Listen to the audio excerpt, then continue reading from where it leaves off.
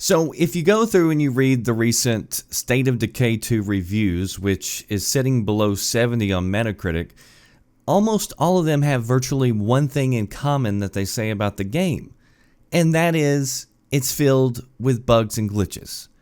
It's literally something that pretty much every publication pointed out.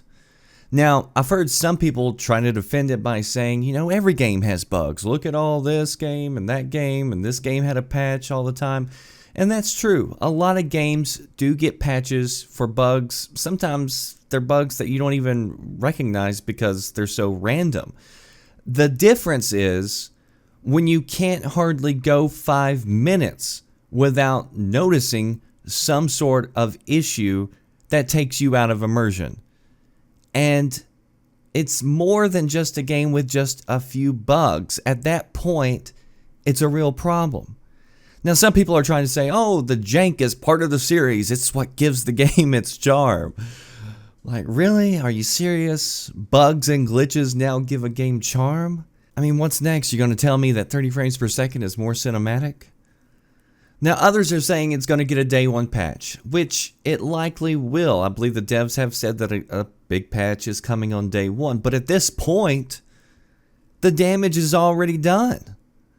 And we don't even know if that patch is actually going to resolve all these issues. And since I have seen personally so many, I highly doubt that it will. And some major publications actually stated that they were playing on a version that had a large patch, and they still tore into it for its current state. Now, me personally, after putting in several hours into the game myself, I agree.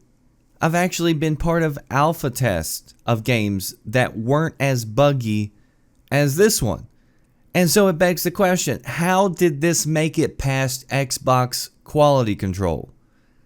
What has happened to quality control at Microsoft? The 3 biggest titles released this year on Xbox all had quality issues. PUBG, complete mess whenever it first released. Granted, and so I kind of give them a little bit of a pass for this, they did have the decency to at least slap preview program on it, so I'm not going to ride them too hard for that one. But then you look at Sea of Thieves, actually did feel polished as far as, taking out a lot of bugs and things like that, even though the servers still knock you offline quite a bit even now. But it sank a couple of weeks after it released because people realized there just wasn't a whole lot of content there. And yet they still had the audacity to slap a $60 price tag on it when they knew the content was lacking. They knew the content was lacking because everybody in the beta, including myself, said there needs to be a whole lot more here. And forget that you can rent it with Game Pass. That's not an excuse for them still selling it for $60, and a lot of people paid that price for it.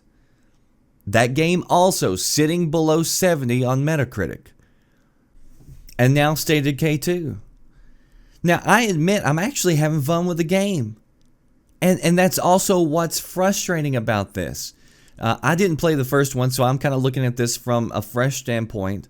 But the bugs and problems are so rampant, it keeps you from that immersion that you get in really good games where you're sitting down playing for hours and you forget that you're even playing a good game. Like, it immediately takes you out of that. But as far as the concepts, like, I like the base building, I like building a community, but just like Sea of Thieves, I'm upset because both of these titles had such huge potential. They should be rated much higher than their current score. Yet quality control just kicked it out the door and said, okay, you're good to go, instead of stopping it at the door and saying, wait, there needs to either be a whole lot more here, or it at least needs to be a price drop as far as Sea of Thieves is concerned. And then State of Decay 2 should have never gotten out in the form that it is, with so many bugs and glitches. And then look at one of the biggest titles released this generation on Xbox. Halo Master Chief Collection. One game that I was super excited about whenever they announced it, and then super disappointed when it actually released. We all know how broken that was at launch, but guess what? 3 years later and it's still being worked on. And at this point, even if they patch State of Decay 2, you have to wonder, why did you send it out to all the reviewers in its current form? You can't blame the reviewers because it's their job to tell you the state of a game when they're playing it. They don't have some magic 8-ball that can know everything that's going to be fixed. They can only go off their own experience, and that experience is the one that they got, the one they reviewed, and the one that came from Microsoft, who published the game and sent it out. Microsoft's already in danger of falling to third place. Some analysts actually say that if it doesn't happen this year, it's definitely going to happen next year, and Nintendo Switch is going to pass Xbox.